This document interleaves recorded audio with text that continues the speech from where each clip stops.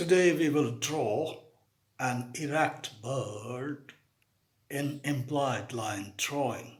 In implied line drawing, the lines are not joined, and that job is done by the mind itself.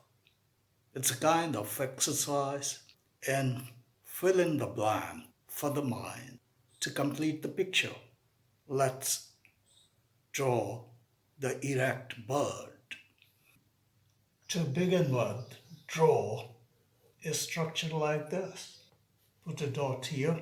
From this end, draw a slant line, then a short line, another line like a dash, and another dash here.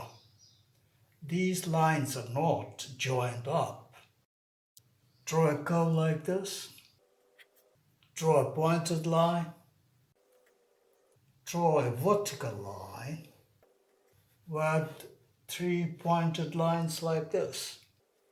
Draw another vertical line with three pointed lines like this.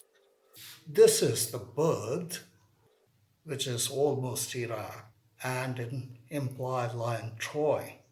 Such drawings are used as visual symbols in classroom instruction.